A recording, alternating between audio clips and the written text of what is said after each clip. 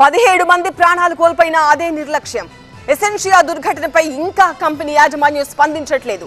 హోంమంత్రి అనిత స్వయంగా కాల్ చేసినా మెసేజ్ చేసినా కూడా నో రెస్పాన్స్. ఎసెన్షియా యజమాని కిరణ్ కుమార్ అమెరికాలో ఉన్నట్టుగా గుర్తించారు. కంపెనీ యాజమాన్యం తీరుపై రాష్ట్ర ప్రభుత్వం ఆగ్రహంగా ఉంది. ఎసెన్షియాలో సిబ్బంది వివరాలను ఇప్పటికీ కూడా పోలీసులకు యాజమాన్యం ఇవ్వట్లేదు. దుర్ఘటనపై ఇప్పటికే పోలీస్ కేసు నమోదైంది. యాజమాన్య నిర్లక్ష్యమే ప్రమాదానికి కారణమంటూ ఎఫ్ఐఆర్ నమోదైంది.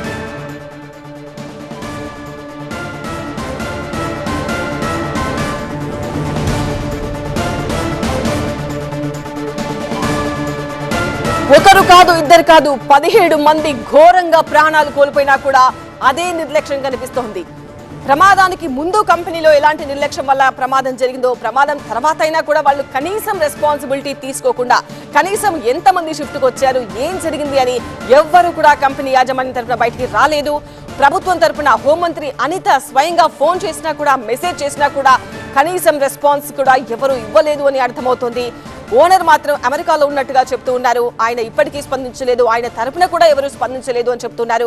ఎసెన్షియా దుర్ఘటనపై కంపెనీ నిర్లక్ష్యం సంబంధించి ప్రభుత్వం ఆగ్రహంగా ఉంది. ఎసెన్షియా యాజమాని కిరణ్ కుమార్ అమెరికాలో ఉన్నట్టుగా గుర్తించారు. కంపెనీ యాజమాన్య తీరుపై రాష్ట్ర ప్రభుత్వం ఆగ్రహంగా ఉంది. ఎసెన్షియాలో సిబ్బంది వివరాలను ఇప్పటికీ కూడా పోలీసులకు యాజమాన్యం ఇవ్వట్లేదు. దుర్ఘటనపై ఇప్పటికే పోలీస్ కేసు నమోదైంది.